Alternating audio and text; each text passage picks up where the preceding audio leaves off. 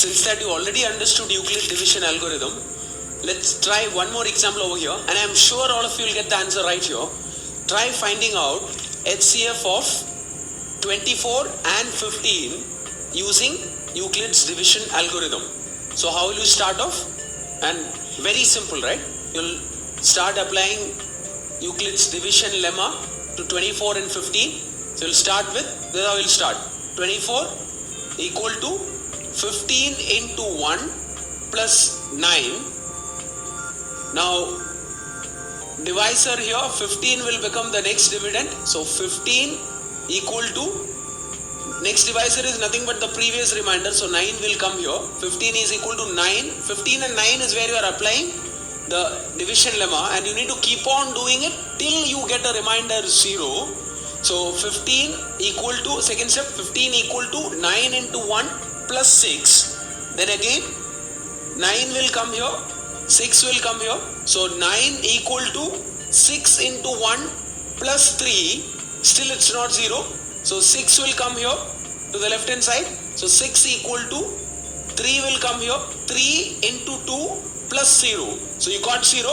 That's why this will become your answer. 3, which is the divisor in the last step, is the HCF of 24 and 15, which all of you know anyway, but I was doing it. I was doing it so that all of you understand the process completely. So, and I'm very sure you will be able to use this method to find HCF for numbers very, very fast. And the method is just, it's like a process you can easily understand. As you can see here, you need to keep on doing, applying division lemma till you get a remainder 0. And when it's 0, when the remainder becomes 0, in that step, whatever be the divisor, that will become the HCF of the set of numbers. Let's try visualizing this Euclid's division algorithm in a very simple diagram, the way you have never seen before. It's going to make it much more interesting, and you will clearly understand the application, as well as it's going to become even simpler. You know how to find out, but you can also, this is just to make you think further, and that's how you are supposed to learn. So we just found out HCF of 24 and 15 using Euclid's division algorithm, and we got the answer as 3. Now, if you want to visualize the same answer, let's try connecting it with a diagram. So start off with, take a rectangle with the length 24 and width 15. So like this, take a rectangle. Now, in this rectangle, fill this rectangle by using square tiles, by using same size square tiles. So my question is, what is the side of the largest square tile which can be used, and it should be of the same size, which can be used to fill this rectangle? Now, if you can find the answer, that will actually be the HCF of 24 and 15. We will understand this in a diagram, and it's going to be very, very easy. Now, let's understand Euclid's division algorithm in our favorite format, which is by using diagrams, because that's when you'll clearly understand this and even the application. And it's very, very interesting. I can promise you that you have not seen it before. I can also tell you that all of you will clearly understand. To visualize this, I'll want you to connect with this scenario. So take a rectangle with side length 24 and width 15. Now the objective is to fill this rectangle using same size square tiles. You need to use same size square tiles and fill this rectangle. So the side of the largest square tile which can be used for doing this will actually be the highest common factor of the length and the breadth, which is 24 and 15 here. So let's try finding out, and step by step you will get a comparison here. So the steps which I use for finding this, you can see it here, and just have a comparison with what I am going to do next.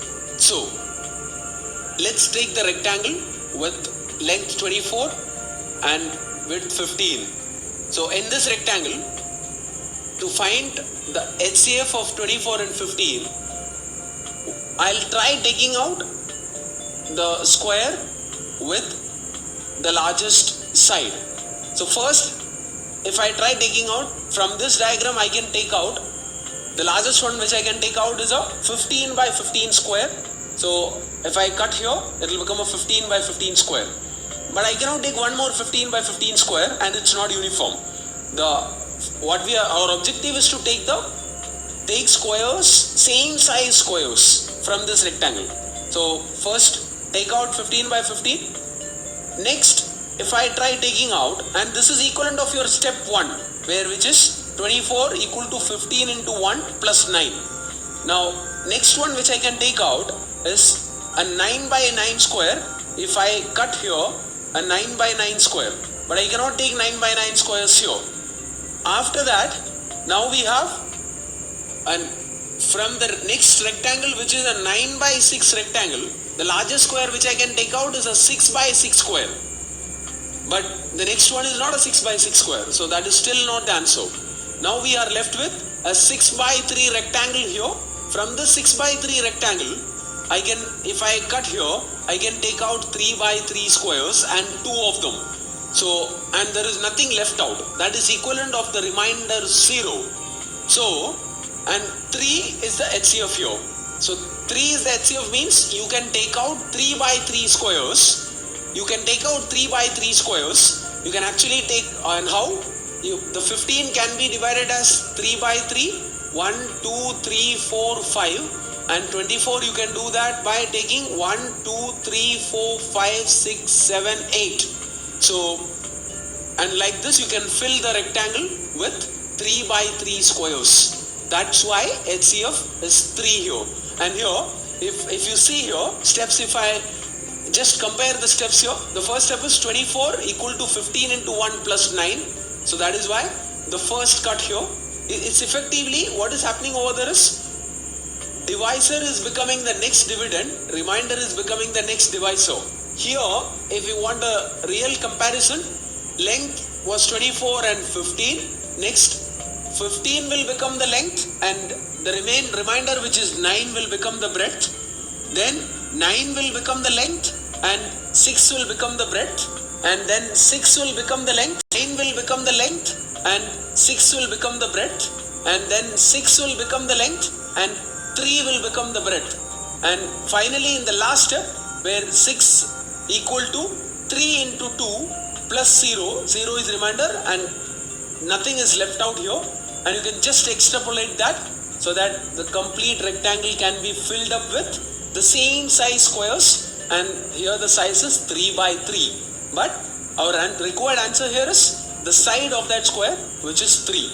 So I am sure this diagram was making you understand Euclid's division algorithm completely, because we've already understood this using variables, numbers, and now using words also, because when I say words, this particular question I gave you using words, but we solved it or we understood that using a diagram. That's why, and once we connect all these 4 formats, words, variables, numbers and diagrams, that's where your learning is complete, or you can call it real learning.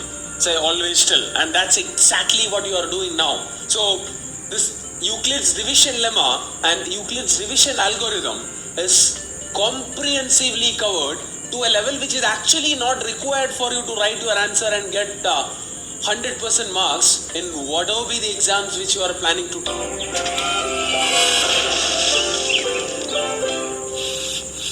Now let's solve one more question using numbers as well as diagrams. Find the, and it's an easy one, find the HCF of 8 and 6. So how will you solve? First step is, you will write 8 equal to, by applying division lemma, 8 equal to 6 into 1 plus 2.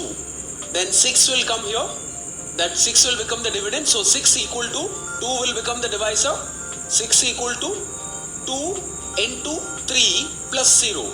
Now once you get remainder 0, the divisor here, which is 2, so 2 will be the HCF. So it's very easy to get. So 8 and 6, HCF is 2. Now why I am doing this is so that you can understand this in a diagram in a much simpler fashion. and much more interesting in fact. So what we'll do is, what you are supposed to find out is in an 8 by 6 rectangle, if I want to fill this with only by using square tiles, same size square tiles, what will be the side of the largest square tile which can be used. And I told you have to fill it with using same size square tiles. So what we'll do is, you can compare the steps if you want. Take an 8 by 6 rectangle like this.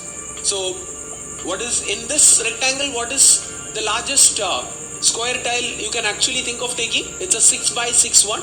So if I cut here, it will become a 6 by 6 one, and that is basically, you can take 1 out. That is why the first step is 6 into 1. The left out one is 2. So that is, so now you have a rectangle which is where the length is 6 and the breadth is 2. From this one, what is the largest square tile you can take? You can take a 2 by 2 one, and you can take it 3 times. That's similar to 2 into 3, and nothing is left out, equivalent of 0. So this is a 2 by 2 square. So largest square tile you can take out is 2 by 2, and using that you can actually fill the complete rectangle like this, where there will be 1, 2, 3, because 6 can be divided like 1, 2, 3, and 8 can be divided as 1, 2, 3, 4. So it's all filled with square tiles where the side is 2. That is similar to HCF 2. I'm very sure that this is how you are supposed. I'm sure that you are all improving the way you are thinking, and thereby you are improving the way you are learning. Solve any number of questions, and I'm sure you will be able to get it right.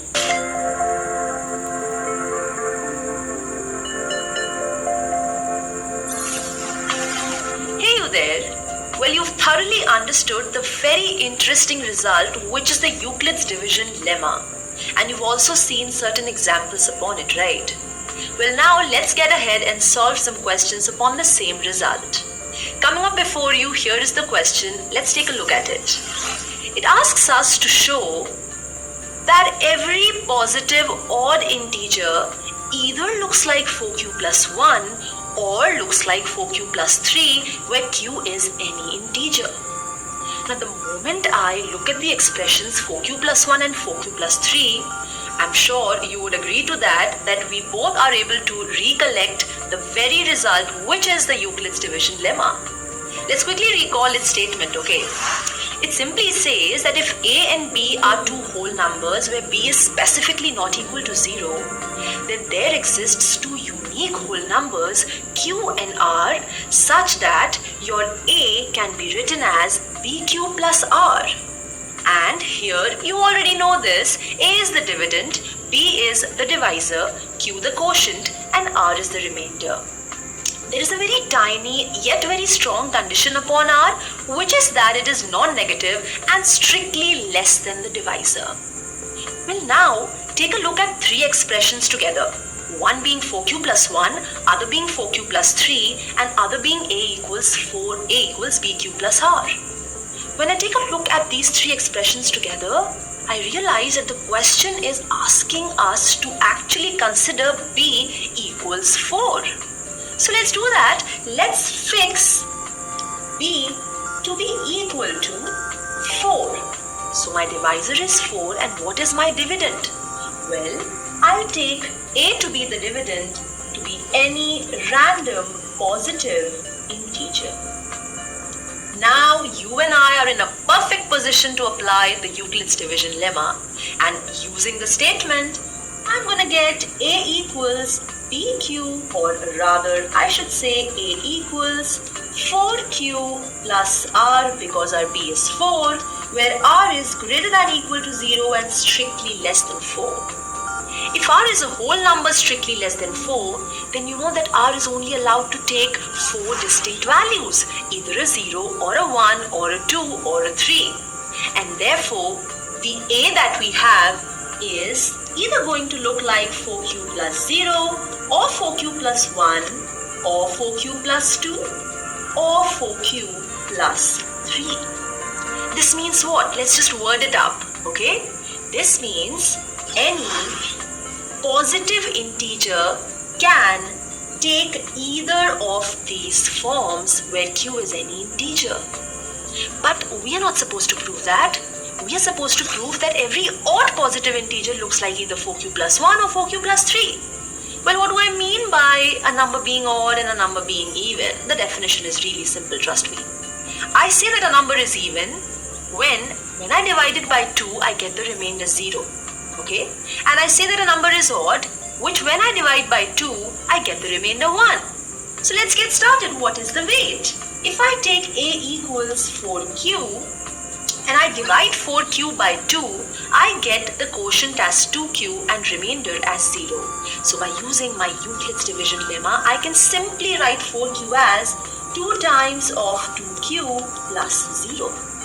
Exactly in the same fashion, if I consider 4q plus 1 and I divide that by 2, I get the quotient as 2q and the remainder as 1. So I'll be able to express it as twice of 2q plus 1. Cool? Well, you just take a look at 4q plus 2.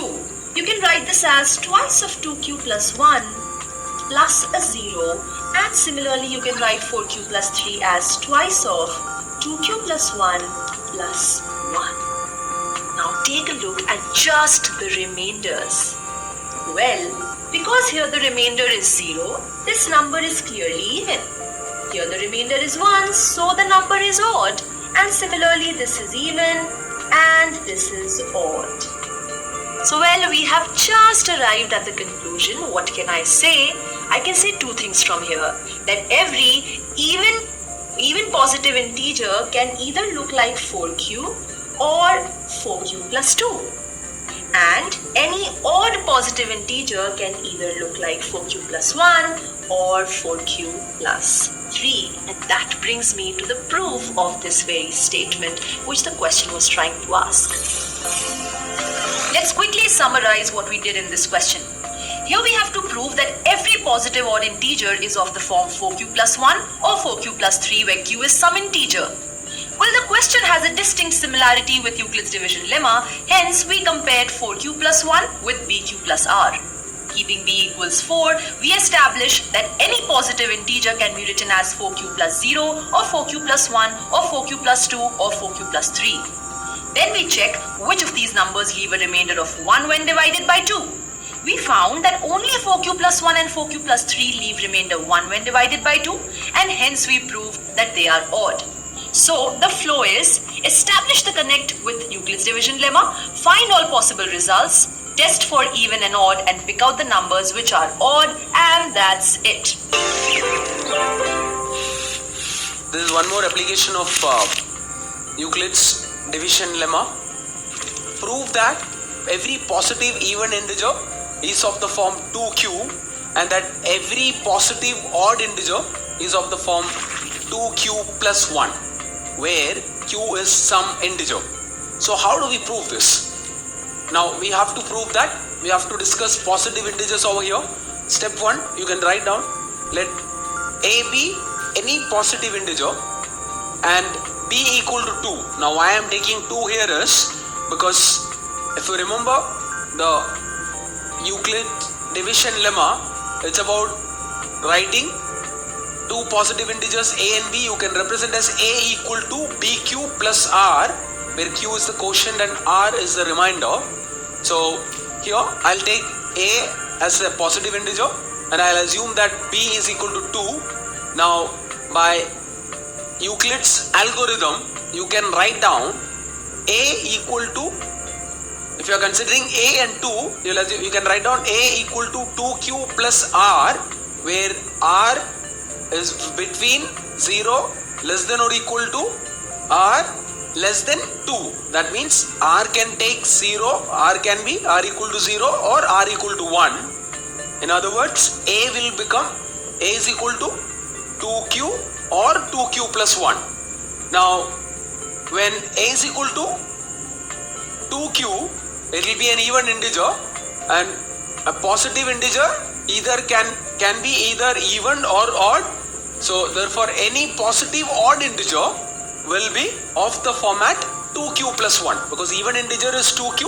2q means it's even, and now all integers are either even or odd, 2q plus 1 will be an odd number. So it's a very simple proof, and you can connect to this by assuming a is a positive integer and you are taking b equal to 2, so that you can bring in a equal to bq plus r, where in this case once you write a equal to 2q plus r, we know that the remainder can be, where 2 is the divisor, remainder can be only 0 or 1. When you are dividing a number by 2, divisor can be only 0 or 1. That is why a will become either 2q or 2q plus 1. 2q means it's even and 2q plus 1 it is odd. So I am sure it's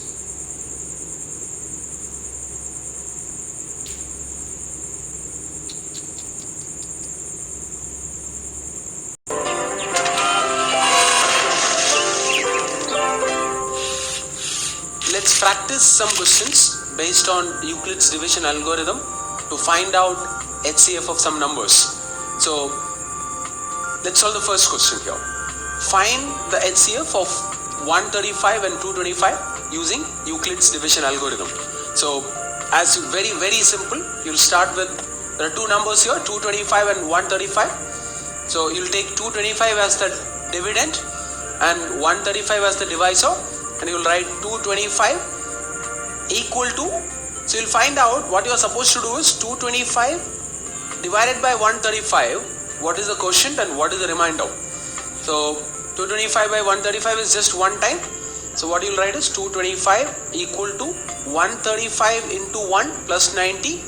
Now this 135, this divisor will become the dividend here, and the remainder, which is 90, will become the next divisor. So 135 equal to, now how are you getting this? You will take 135 by 90, so that's 1. So you'll write 135 equal to 90 into 1 plus 45. So 45 is the remainder here. You have to do this till you get a remainder 0. Next, this divisor of 90 will become the next dividend. So, and the remainder of 45 will become the next divisor. So 90 equal to, now what is 90 by 45? 90 by 45 is 2. So we'll write 90 equal to 45 into 2 plus 0. The moment you get 0, as a reminder, the divisor in this last step, that will be the HCF. So HCF is equal to 45.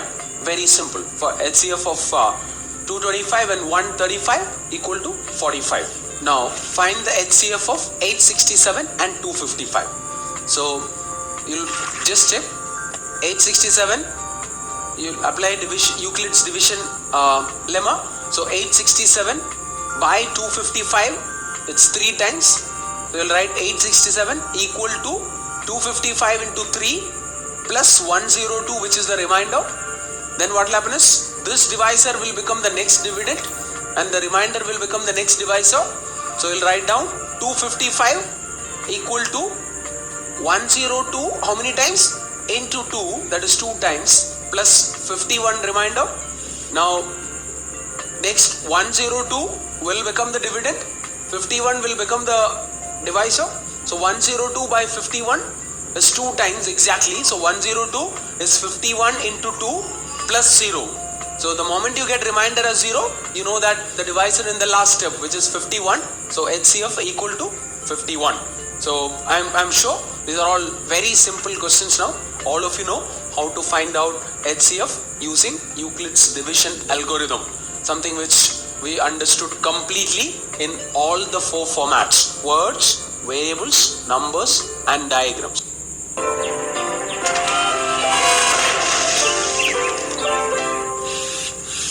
Next question is a word-based question.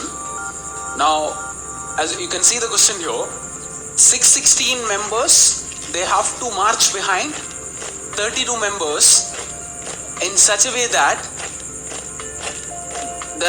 the number of columns are the same. You have to find out the maximum number of columns possible. So, in a way, you actually need to find out 616 and 32. Find out the HCF of 616 and 32. Here we will use Euclid's division algorithm to find out the HCF, the highest common factor. So when you are trying to find out, what will happen is you will write 616 equal to 616 by 32, you'll check how many times.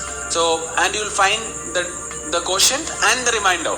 So 616 will be 32 into 19 plus 8. Now, next step, the divisor here will become the dividend. So 32, and the remainder will become the divisor. So 32 and 8 how many times? 4 times. So you'll write 32 equal to 8 into 4 plus 0. The moment you get the remainder 0, you know that the HCF is the divisor here, the last divisor, which is 8. So highest common factor here is 8. That means the maximum number of columns possible here is 8.